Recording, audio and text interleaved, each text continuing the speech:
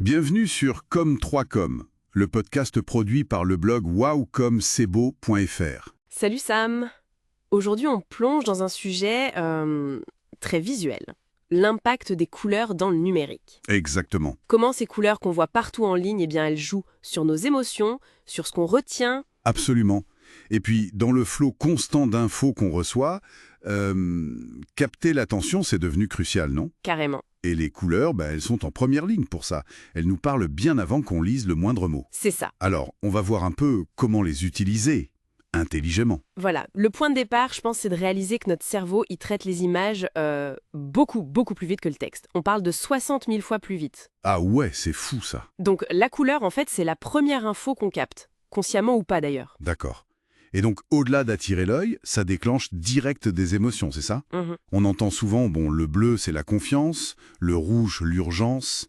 Mais est-ce que c'est pas un peu des clichés faciles que tout le monde utilise? C'est une super question. Alors oui, certaines associations sont hyper ancrées. Le bleu pour la confiance. Les banques, les assurances. Voilà, les réseaux sociaux type LinkedIn, Facebook. Ça marche toujours, parce que culturellement, c'est établi. Mais le risque, c'est de se noyer dans la masse, quoi. Exactement. Le rouge pour l'urgence ou la passion, le vert pour la nature, la croissance, ce sont des codes forts.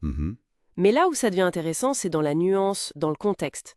Un rouge vif pour un bouton « Acheter », ok? Oui. Mais un rouge plus sombre, ça peut évoquer le luxe, par exemple. Ah, d'accord. Donc, faut aller plus loin que l'association de base. Et le jaune, pour la joie, c'est vrai, ça.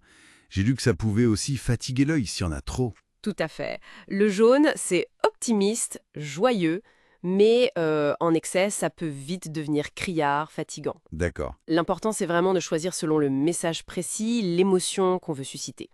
Pour du bien-être, on va plutôt aller vers des verts, des bleus apaisants. Logique. Pour une promo flash, là, un orange, un rouge qui claque, ce sera plus efficace. Mais attention aux variations culturelles alors. Ah oui, hyper important, le fameux exemple du blanc. Symbole de pureté chez nous. Mais associé au deuil dans pas mal de pays en Asie.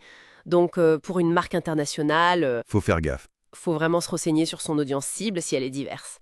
Mais les couleurs, elles ne jouent pas que sur l'émotion. Elles structurent aussi l'info. Comment ça? Le contraste, par exemple, c'est essentiel pour guider le regard et surtout pour la lisibilité. Ah oui, la lisibilité et donc l'accessibilité. Ça, on ne peut plus passer à côté aujourd'hui. Non, c'est clair. Penser aux personnes malvoyantes, daltoniennes, c'est fondamental. Carrément. Il y a des outils en ligne pour vérifier les ratios de contraste entre le texte et le fond. C'est la base. Les normes WCAG, ce genre de choses. Exactement. Elles donnent des recommandations précises, genre un ratio de 4,5 pour 1 pour du texte normal. Et puis, tester ces combinaisons. Surtout les paires piégeuses comme rouge et vert, j'imagine. Voilà, c'est juste non négociable si on veut un design inclusif.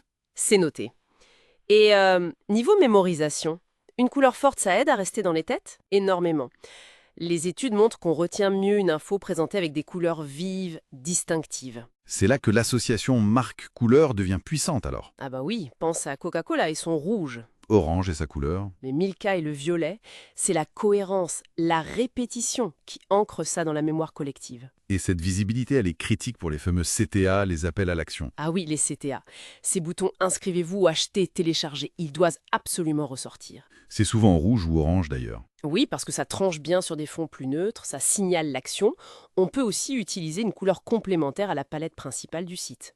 Pour attirer l'œil. C'est ça. Mais toujours en pensant à l'expérience utilisateur, faut que ça reste agréable, fluide. Et cette expérience, ces codes couleurs, ça change selon les plateformes.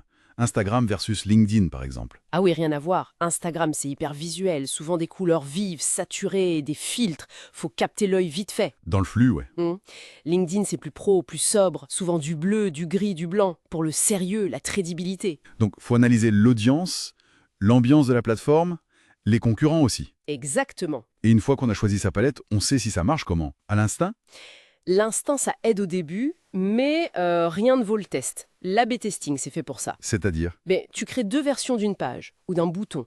Juste la couleur qui change. Version A pour une moitié de l'audience, version B pour l'autre. Et on mesure les clics, les conversions. Voilà.